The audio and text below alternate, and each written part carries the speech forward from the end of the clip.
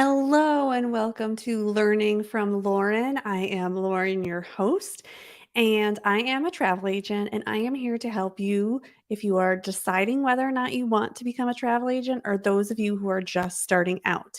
If you don't know, I am Lauren. I have been a travel agent for a few years now, and I've been a teacher for 21 years. And when I became a travel agent, there are a lot of holes in things that I find that new travel agents really kind of struggle with.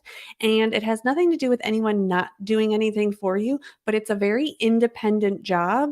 And a lot of people kind of struggle because they don't have someone to ask questions to, or they don't want to keep asking their host or whoever they work for all these questions. And sometimes they're things that you just have to figure out on your own because you're your own kind of business.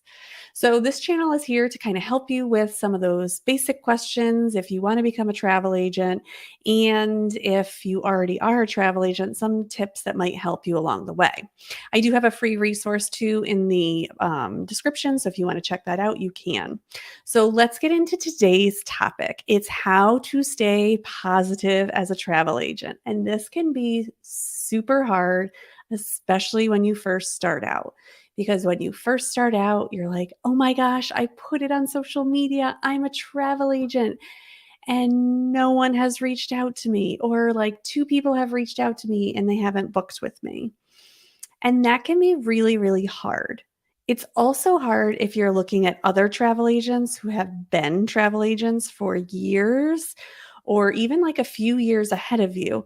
And you're like, they're always working, they're always getting clients, they know all the answers. It's so easy for them.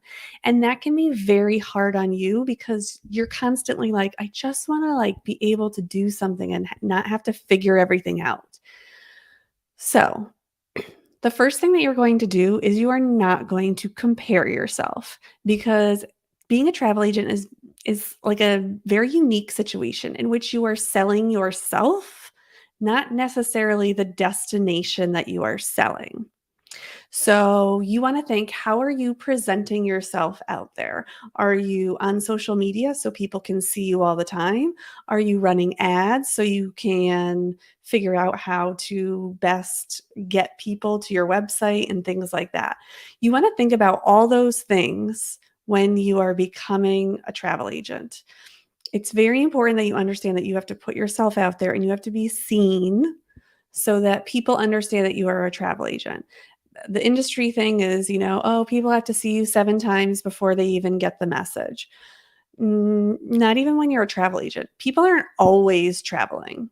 And a lot of people have booked their travel or they already use travel agents or things like that. So you can't think that just because today you became a travel agent, that everyone is going to be rushing towards you, or that there's these people who have never met you before and you did one post that says that you have become a travel agent, that they are going to want to book with you.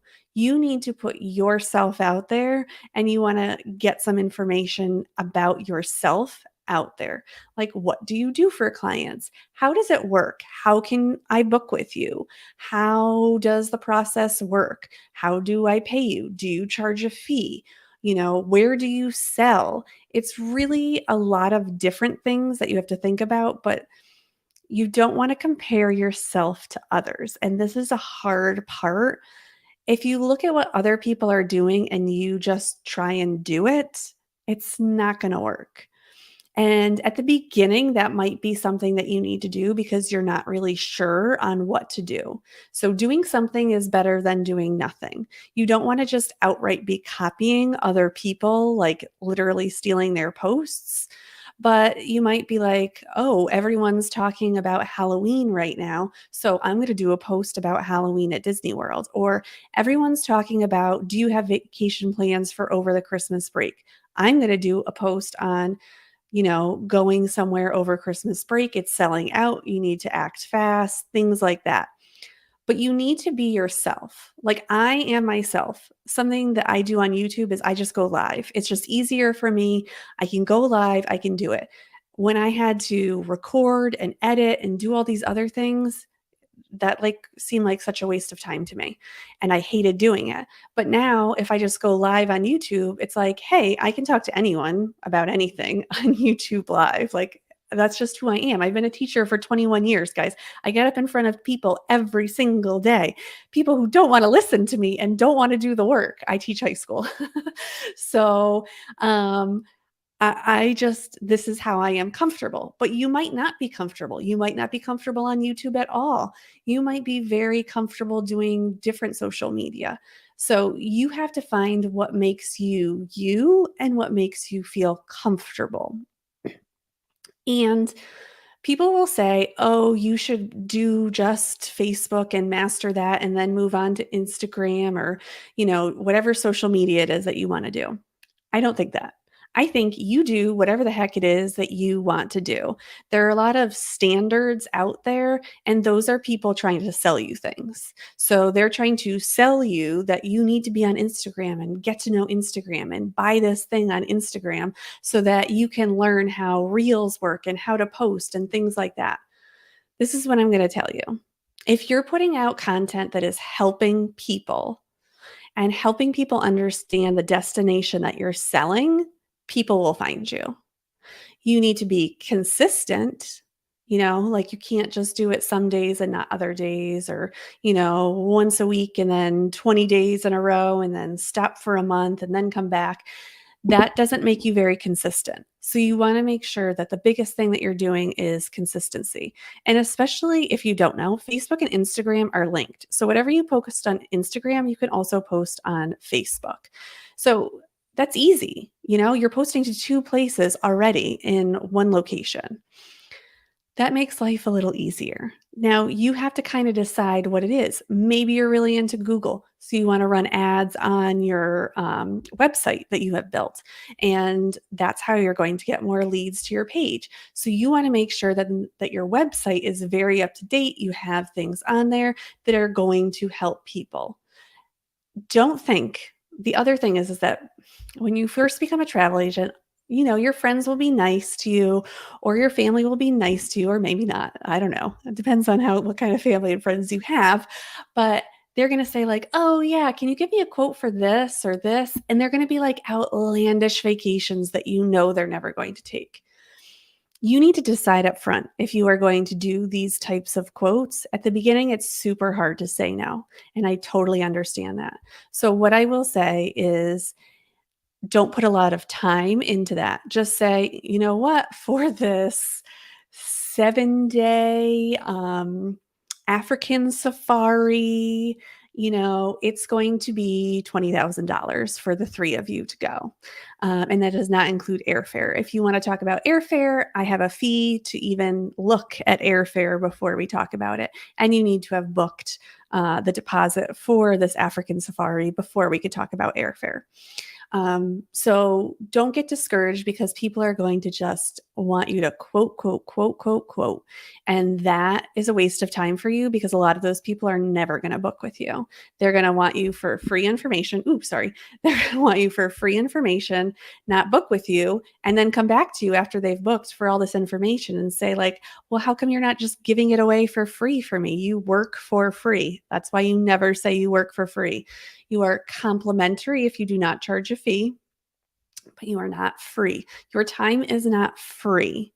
Okay. It's okay to say to people, "No, I'm sorry, I do not do quotes. If you would like to put down a $50 deposit, I can do that." Like a lot of people, what they will do is they'll say, like, my fee is $200 and it will go towards your deposit once you do your deposit. But if you don't book with me, then I keep your $200. That might be a way if you're new to do it so that you're not charging a fee necessarily. You're charging a fee to get that quote for people, and then that money can go towards their deposit. But that gets a little complicated because you're collecting money and then paying that money off. So just think about that. But if that is something that works for you, then that's what I would do. But it's really exciting when you first start because you're like, "Oh my gosh, I want to go here, I want to go here, and I want to go here." And every quote you do, you're like, "Oh my gosh, I have to go here." And you just don't want to get hung up in the idea that everyone wants a quote from you and not book for you. So you need to have like a canned response or that you come up with that's like, I only take serious bookings, things like that, or there's a fee if you want me to look at a quote. Maybe you just say it's $10. It's $10 for me to do a quote. That's fine. You could charge people $10 to do a quote, and then let's see if they actually want that quote or not. Because $10 isn't a lot of money. And that will keep you from not getting as many people to quote for you. The biggest thing that you need to understand is when you become a travel agent, time is your friend. The more time that you are a travel agent, that you're posting things, that people hear about you, that you can get referrals from clients, the more likely you are going to get booked. I'm having a really tough time right now because I am a cruise person and a lot of people are not booking cruises, especially Disney cruises, because Disney has this vaccination requirement that kids 5 and above have to be vaccinated. And I have a lot of clients that do not want their kids 5 to 11 getting vaccinated. So they're not taking cruises. They only want to take a Disney cruise. They don't want to do another cruise. And they're just not going on vacation right now. They don't want to go to Disney World. They don't want to go to Disneyland. They don't want the alternatives. They just want Disney to drop the requirements so they can go on the cruise.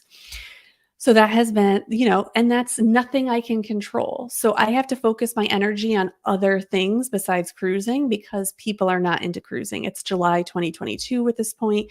Cruising still has vaccination and testing requirements that people are kind of sick of.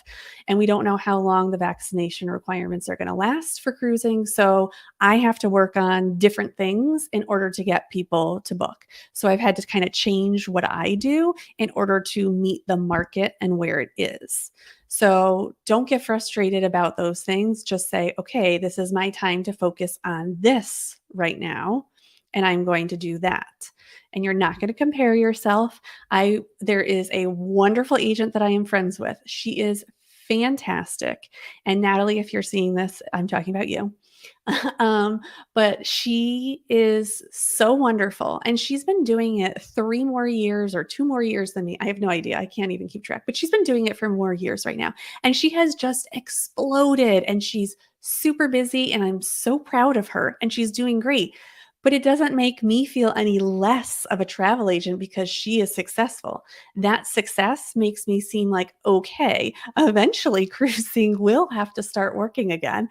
And then I'm just going to be exploding. Or these new types of vacations that I'm working with now and focusing on, I'm getting these people and I am getting these people to book with me. And it's not really like always what I want to do, but hey, I'm doing it. I've done this whole system for Disney World and Universal that I never thought I would build, but I've built this whole thing for clients because I've had all this time not doing cruise stuff. So don't see these roadblocks as complete roadblocks. Just how am I going to focus it? I'm going to do it. I'm going to keep going. What would make me happy? If I was looking to travel right now, what is the information that I would want to know? Go through, book yourself a trip, see like what are the things that you have to do? You have to book transportation. I have to book COVID tests. I have to, think about what time I can travel or the backup travel because the planes are so busy. So, do I need to tell people about how to do carry on luggage because their bags are probably never going to get to their final destination? So, all these things are things that you want to think about and just know yes, you can do it. You can do it differently than everyone else and still be successful. Don't think that you have to follow some special order of things that you need to do, or if I don't do this step, then it's not going to happen, or I saw this person and they became successful because they did X, Y, and Z. So I'm going to do X, Y, and Z. If you don't like doing X, Y, and Z, why are you doing it? This is your business and you want to be happy in what your business is. So stay positive. Know you can do it. Tomorrow is always a new day. If you need to take a break, you take a break and then you come back. It's that simple. So that will do it for today. I hope you enjoyed this. Remember to like, subscribe, and hit that bell notification. We are live every day in July to get you the most content that we can about becoming a travel agent. If you have any questions, please put them down below so I can answer them. And I will see you tomorrow on Learning from